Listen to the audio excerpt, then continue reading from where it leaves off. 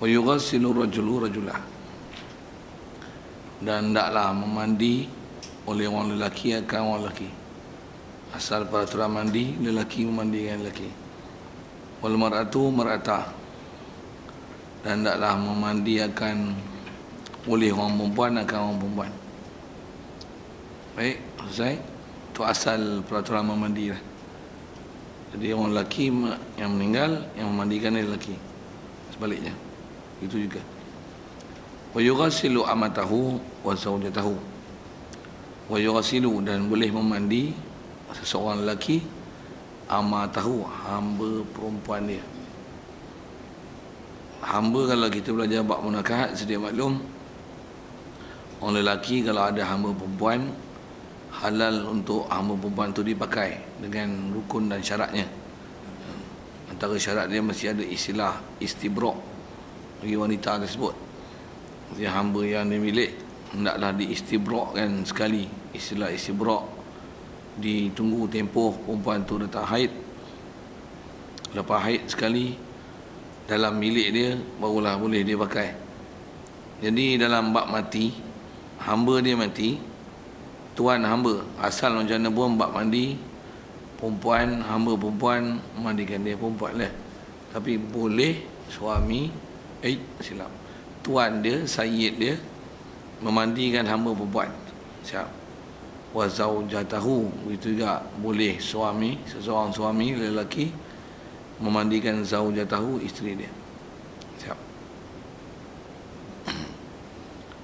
Dan kalau tengok bab memandi ini, dari segi boleh, memang boleh. Macam mana pun prinsip asas macam tu. Kenapa pula boleh seorang suami memandikan isteri dia?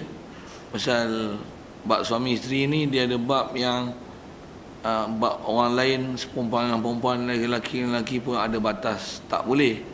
Suami isteri ada bab boleh. Satu boleh. Hatta mati sekalipun masih keharusan memandikan dengan status suami isteri itu masih sah. Boleh, ada hak lagi memandikan itu. Wa hiya zaujaha wa taghsilu, boleh memandi oleh seorang wanita zaujaha akan suami dia. Sah, boleh. Baik. Dan kaedah memandi macam mana asas? Walaupun kalau hatta suami isteri ini dari segi memandi boleh, dan sebutlah tadi walaupun ada perempuan dengan perempuan, lelaki dengan lelaki, masih ada batasnya kalau dalam keadaan hidup. Begitu juga dalam bab mati. Walau bagaimanapun kaedah format mandi macam ni. Wa yulifani khirqatan wala masa, hendaklah melapik oleh keduanya. Faham dua ni, lelaki ataupun perempuan yang memandikan mayat itu.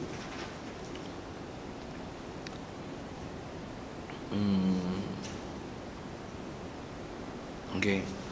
Kalau asal domir tu wajulifa ni hendaklah melapik oleh kedua-duanya. Faham masalah disebut domir tadi adalah sayyid pada masalah yughasilu amatahu wa zaujatahu dalam masalah zauj. Wa yulif wa yalufan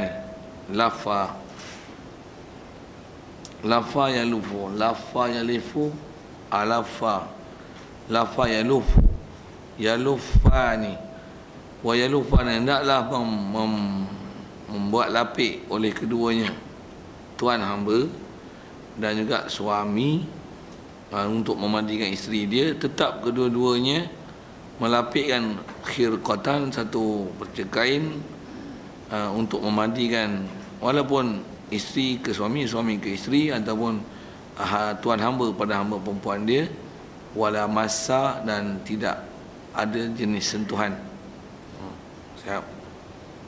Jadi maksudnya nak menunjukkan walaupun ada batas yang tak terbatas itu untuk suami isteri, tapi bab memandi mayat tetap kehormatan mayat itu adalah dijaga. Siap. Fa ilam yahdur illa ajnabiyyun aw ajnabiyyatun yummima fil asahi. Sekiranya tidak hadir illa ajnabiyun, melainkan hanya orang ajnabi, atau ajnabiyatun, ataupun ajnabiyah. Jadi orang lelaki, orang perempuan mati, tak ada yang hadir melainkan lelaki semua. Pula tu bukan suami, bukan anak, bukan mahram dia. Satu masalah. Atau ajnabiyatun, ataupun orang lelaki mati, yang datang sama perempuan. Yang perempuan pun bukan perempuan mahram dia, bukan isteri dia, tapi sama perempuan asing. Apa nak buat? Boleh tak? Jadi masalah yang timbulkan ialah, boleh ke orang perempuan mati, lelaki yang menguruskan jenazah dia? Yang lelaki mengurus jenazah tu bukan suami. Perempuan mati, lelaki yang mengurus jenazah tu bukan suami dan bukan mahram. Kalau mahram gagah juga, ada mahram tu. Tapi yang ni bukan mahram, dia ajnabi. Begitu juga di sebalik, orang perempuan mati, tidak ada orang perempuan dan tidak ada lelaki mahram. Dia ada Allahumma salli, tidak ada lelaki yang mahram, yang ada semua lelaki aja yang ajnabi. Macam mana? Yummima, ataupun baca majhul pada mayat tu yummama, ditayamumkan dia saja mayat ni, fil asahi, pada kaul asah, tayamum saja. Yang ni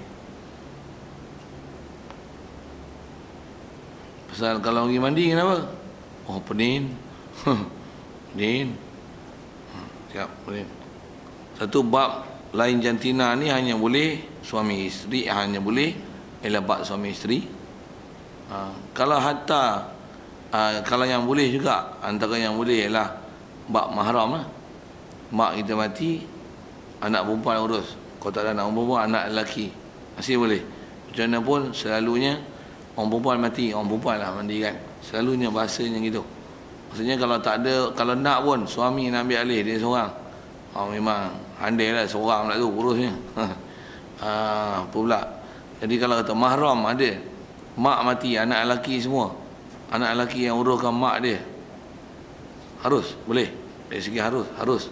Tapi kalau mak mati, orang perempuan mati, tak ada siapa pun yang nak boleh mandikan. Anak ada anak perempuan, tapi anak perempuan semua back out. Tak balik seorang pun. Fikir masa itu yang ada semua orang lelaki je. Tu kira dia tayamum. Pasal antara diberikan, pasal asal kaedah kita belajar kawan fiqh ni, ad-darurah tubihu mahzurat. Benda-benda yang darurah, yang suntuk, dia boleh mengharuskan apa-apa yang nama haram. Antara haram orang perempuan mandikan laki-laki, mandikan perempuan yang bukan hubungan mahram. Satu, antara darurah mandi dengan gunakan air yang ibarat macam tak boleh nak mandi pasal teruzur, kerana memandikan tu ada bab yang tak mengizinkan dengan kita bertukar kepada bertayamum. Memindah kepada mandi kepada tayamum adalah lebih utama daripada memberikan keizinan mandi daripada yang berlainan jantina sedangkan tak ada hubungan tuan ataupun suami isteri ataupun mahram. Dia ada kaedah keutamaan tu. Keutamaan mana? Keutamaan berpindah daripada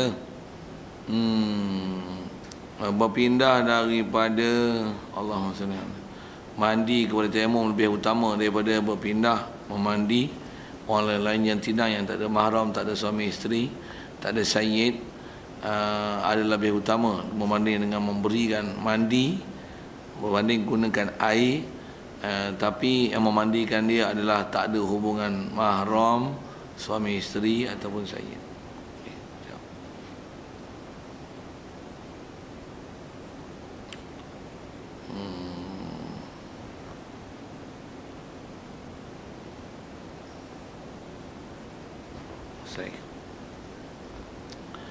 Wa aular rijali bihi aulahum bis-salah. Bab mandi pula. Kalau katalah waris pun ramai, 20 orang ada, 20 orang pergi mandi.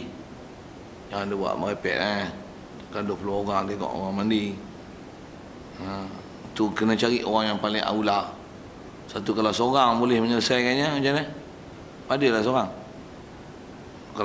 Kalau seorang kan. Dan memang ada orang boleh buat kerja seorang buat mandi ni. Memang ada. Ada orang kemahiran macam tu. Kalau tidak perlu berdua lah. 3 tu maksimum lah. Sampai 10 orang memandikan tak payah. Sekalipun yang memandi tu itulah anak-anaknya belaka. Ataupun kata macam ni, seorang suami mati, isteri-isteri dia belaka yang memandikan dia. Isteri 4, semua isteri dia mandikan. Tapi kalau 4 tu gagah jugalah, 4 bukan 40. Isteri pula tu. Sikitlah dengan bahasa-bahasa itu. Kata untung orang lelaki yang ada kawan 4 itu. Buah je ayat itu kan. Siap, selesai. Jadi aular rijali bihi aulahum bis-salah. Ya aula daripada lelaki bihi bil mayyit untuk memandi, aulahum bis-salah adalah siapa yang aula di kalangan mereka dengan memandi. Sebab semayang pun kalau kaedah fiqh kita, apa yang Rasulullah isyarat dalam hadis sabdaan dia, orang paling aula ni adalah orang yang aulahum bis-salah. Jadi bab solat, siapa nanti akan jadi paling utama untuk menyemayangkan jenazah, maka dialah paling utama untuk proses memandi. Jadi kalau disebut lelaki ni, disebut lelaki-lelaki lah. Ataupun kalau tak lelaki pun perempuan. Kalau kata yang meninggal itu seorang perempuan, siapa yang aulahum bisalah. Jadi asal sebut kalau disebut mayat tu lelaki, aular rijal ila aulahum bisalah. Baik. Itu kalau bab rijal. Jadi kalau tengok bab lelaki, kalau mayat tu lelaki, aula rijal adalah yang aula bisalah. Kalau yang mayat tu perempuan, mayat perempuan mesti yang kalau nisbah perempuan menyembahyang, tapi nak kira kaedah mana tak? Bab lelaki kira sembahyang. Kalau mayat tu lelaki, orang yang nak memandi mayat lelaki ni adalah siapa yang paling aula untuk sembahyang. Ambil sepik tu dulu. Kalau bab perempuan, wa biha qarabatuha, dan biha ai aula mar'ati, biha orang yang paling aula dengan orang perempuan. Siapa aula dia? Qarabatuha adalah kaum kerabatnya wanita. Kaum kerabat dia, bukan aulahum bisalah. Jadi kalau katalah mak mati, orang paling aula semayang. Kalau kita anak lelaki, kita aula semayang. Tapi bila yang mati tu mak memandikan mayat, aula bukan kita. Bukan kita. Walaupun kita anak, sikit boleh. Suami pun tak jatuh keutamaan. Sebab aula perempuan juga. Pasal tu CP asal disebut. Yang disebut belakang yang kita baca saat ini, itu menunjukkan keharusan dan harus. Keharusan boleh dan ada keharusan untuk buat demikian. Suami memandi, sayyid memandi, orang yang ada kekerabatan mahram. Baik, macam mana pun kalau disebut orang perempuan mati, siapa aula untuk mandi? Kaedah dia macam mana? Qarabatuha, disebut ialah kaum kerabatnya. Dia tak sebut siapa aula bisalah. Pasal orang perempuan, dia tak ada siapa aula-aula dalam bab penentuan siapa yang tentu bab semayang, begitu juga bab perwalian bagi mayat. Orang perempuan tak ada bab tu. Jadi orang perempuan tengok siapa qarabatuha, kaum kerabat. Kalau biasa kaum kerabat ni orang paling hampir dengan si perempuan tu, adik-beradik dia. Dan disebut pun kerabat, bukan asluha ataupun furu'uha. Ingat sikit bahasa. Apa maksud usul asluha? Maknya. Orang perempuan mati, antara yang dekat dengan dia kerabat apa? Mak. Tak. Mak tak dipanggil kerabat. Mak dipanggil usul. Mak dipanggil usul. Anak, seorang mati anak urus, anak perempuan, anak dipanggil usul. Siapa kerabat? Kerabat biasanya ialah adik-beradik dia mati. Jadi kalau bab perempuan dia tengok kerabat, dan kerabat paling dekat tengok adik-beradik si mati. Yang ni si mati perempuan, kakak dia ada, adik perempuan dia ada. Itu ialah aula mar'ati bil mar'ah. Orang perempuan paling utama untuk nikmati dengan orang perempuan ialah perempuan yang sesi. Disebut tu aula. Jadi maksudnya kalau ikut tak ikut peraturan tu, maksudnya menyalahi aula, menyalahi keutamaan. Baik. Dan qarabat ni kaedahnya wa yuqaddamna ala zaujin bil asah. Didahulukan mereka ni qarabatuha, kerabat bagi perempuan ni. Jadi faham kerabat adik-beradik bagi si mati yang perempuan. Begitu juga termasuk dalam kerabat ini adalah anak menakan. Maksud anak menakan ni istilah waris. Bukan, mak menakan sebelah mak menakan sebelah bapak kalau perempuan ni mati. Mak menakan sebelah mak menakan sebelah bapak. Waktu adalah kerabat bagi zaujah.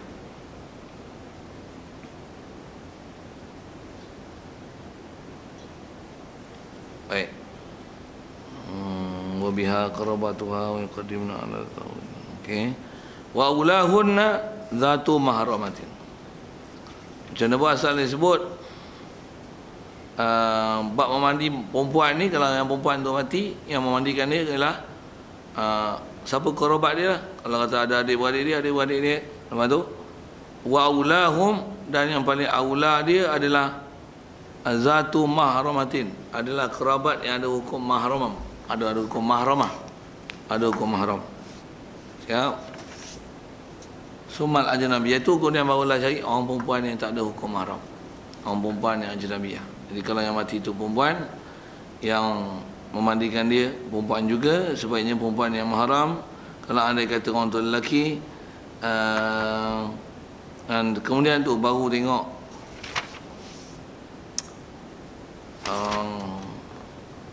ajnabiyah, orang perempuan yang asing. Siap. Baik, kalau tak ada juga tu orang perempuan mati, orang perempuan asing tak ada, macam mana nak buat? Dari segi tertib barulah, kalau ikut tertib dia ditengok rijalul qarabah, lelaki di kalangan kaum kerabat. Baru tengok rijal. Jadi orang perempuan mati, nak sebut tan tertib tu, tertib ada ikut susunan macam ni ya. Okey. Jadi cuma bab lelaki rijalul qarabah, dia ialah katartibihim, katartibi salatihim, seperti mana tertib solat mereka itu. Itu Imam Rafi'i sebut. Kata Nawawi, qultu illa ibnal ammi wa nahwahu fakal ajnabi wallahu alam. Baik, asal dipahamkan kerabat tu, sikit kan bahasa Melayunya soalan tu. Bahasa orang Melayu, kerabat kita paling hampir apa? Dengar saya, kerabat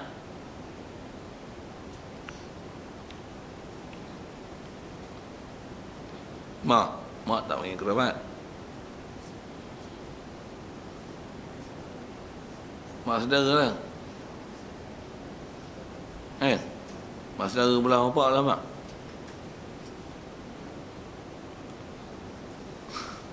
Saja tanya soalan-soalan maut itu. Belah mana yang kuat? Belah tu. Belah ayah. Ya, belah ayah lah kuat. Waktu ulama, untuk siapa lagi yang istilah kerabat?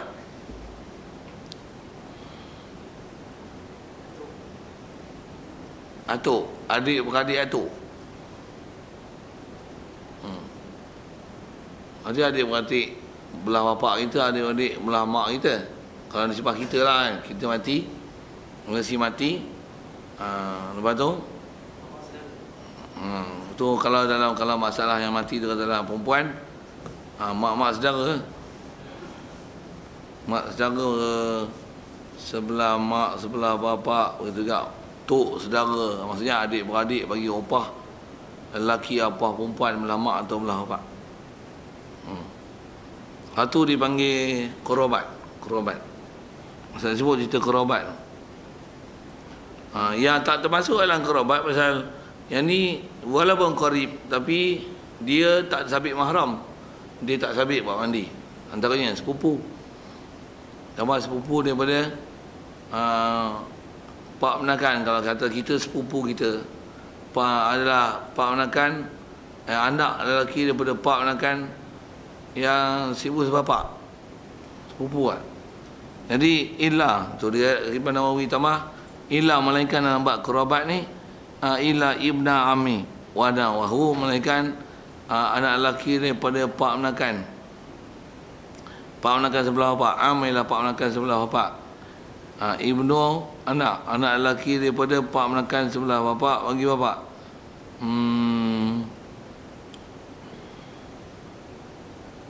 Yang tu adalah kecuali pasal dia sepupu tak ada hukum mahram.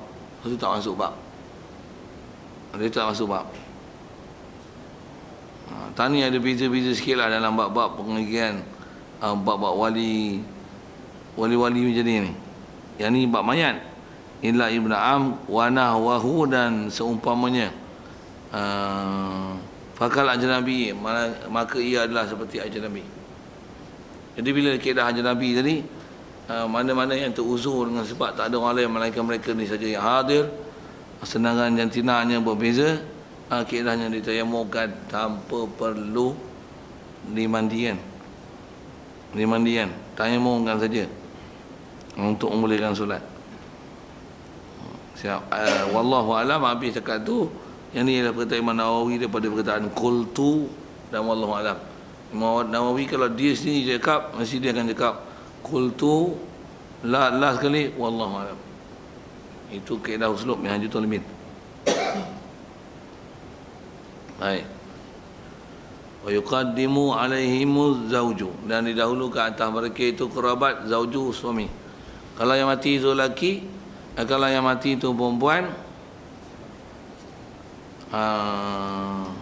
yuqaddimu alaihim zauju fil asah, suami pada asah.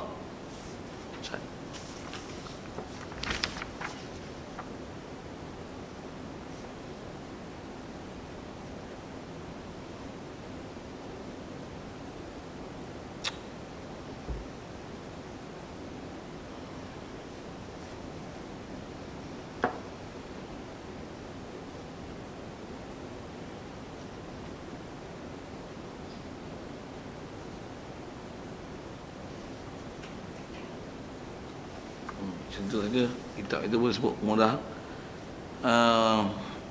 Wa yuqaddamu alaihim zawju fil asah. Macam mana pun didahulukan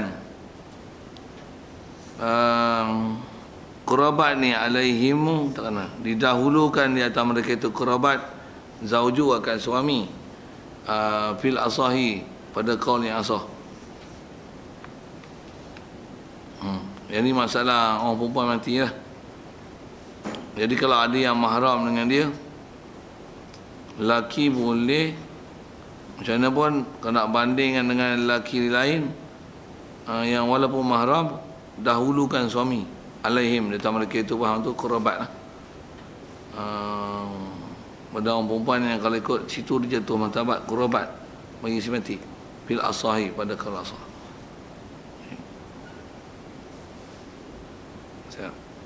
Yang dia sebut semua ni adalah nisbah ulawiyah, siapa lebih utama untuk mandi kan.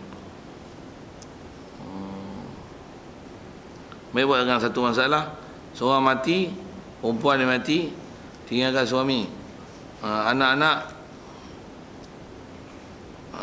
tak ada yang boleh mandi kan. Bofi bahasa tak ada senang. Isteri mati, lepas tu ada orang perempuan lain. Tu macam mana? Nampak macam mana?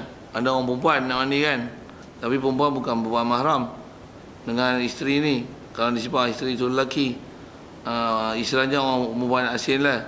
Kemudian ada suami nak mandi kan dia. Siapa dulu? Kerabat dulu. Pasal kaedah orang perempuan ni, mesti orang perempuan kerabat dulu. Yang tu dia nak sebut tu, tertib tu. Yuqaddamu alaihim zawju bil asah. Siap. Mana lagi nak sebut? Okey. Wala yuqrabul muhrimu thayyiban. Siap. Masih lagi bab-bab mandi. Dan wala yuqrabu muhrimu, tidak dihampirkan akan orang yang berihram thayyib, akan thayyiban, akan thayyib, minyak wangi. Orang yang kalau mati dalam keadaan ihram pastikan tidak ada apa-apa wangian yang dimaksudkan dengan wangi tersebut pada mereka. Wala yu'khadhu sya'ruhu wa dhufruhu. Habis kalau ikut masalah tu, wala yaqrubu triban. Okey, pasal orang ihram dia dalam keadaan ihram mati, pantalan ihram tetap ada pada dia. Jadi jangan berikan, mandikan dia dengan apa-apa wangian. Kalau mandikan juga, siapa yang meletakkan yang wangi kat dia? Itulah kena. Pasal dia mayat tak kena, pasal dia tak ada taklif. Jadi siapa yang buat kerja tu? Itu salah, tu berdosa. Baik, wala yu'khadhu sya'ruhu wala dhufruhu. Dan tidak boleh dicabut, wala yu'khadhu, tak boleh diambil sya'ruhu, akan bulu-bulu mayat, wa dhufruhu, dan kukunya. Wa tutayyibu al-mu'tadatu fil asahi.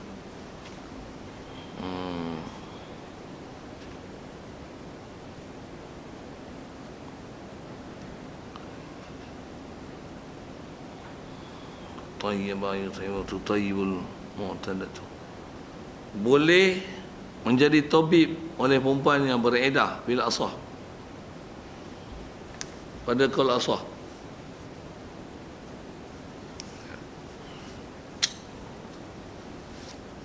Ya.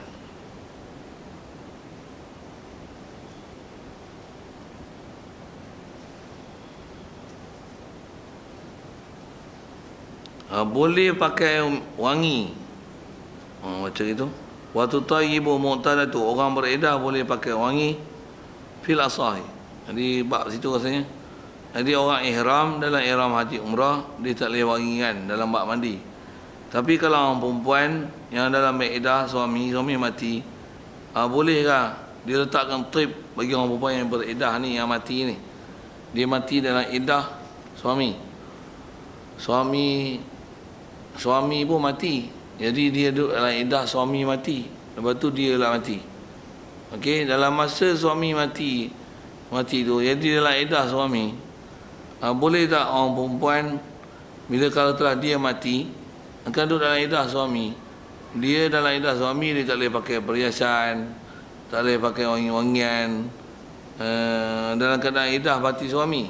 Pasal wajib iddah 4 bulan 10 hari orang perempuan. Jadi kalau dalam masa tu dia mati pula, pasal suami mati, nak sebut tu, boleh ke letak wangi-wangian, kabur baru dan sebagainya? Itu masalah dia. Boleh ya? Boleh. Berbanding dengan ihram pasal dia memang diri ihram tu sendiri tak boleh.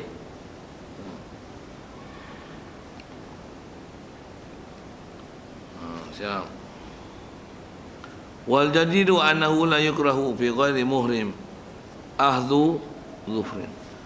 Qaul jadi kata annahu, bahasanya la yukrahu fi ghairi muhrim, tak dimakruhkan pada lain daripada orang yang berihram, akhdhu dhufrin, dhufrihi wa sya'ri ibtihi wa anatihi wa syaribihi.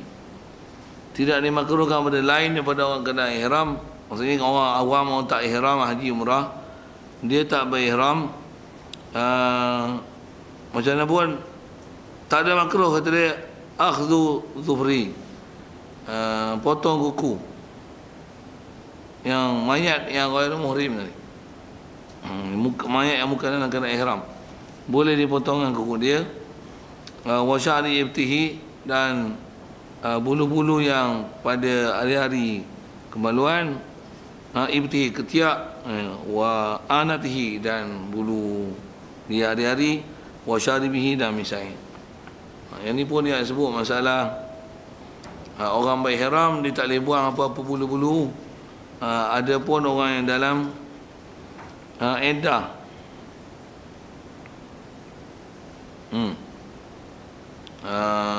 kalau masa dia mati, la yukrahu fi ghairi muhrim akhdhum. Qultu ala dhahru karatuhu. Itu kalau ikut Imam Rafi'inya tu. Wa qultu Imam Nawawi kata, yang ni Imam Nawawi tarjih, al-adharu karatuhu, yang zahirnya adalah makruh dia akan cabut kuku, potong kuku, cabut bulu ketiak, cabut bulu kemaluan dan gunting gunting misai syarib. Itu adalah kata dia al-zahir. Itu yang zahirnya, yang nyatanya. Kalau ikut pendapat ni kuat, yang belakang ni, masa itu adalah qaul qadim bagi Imam An-Nawawi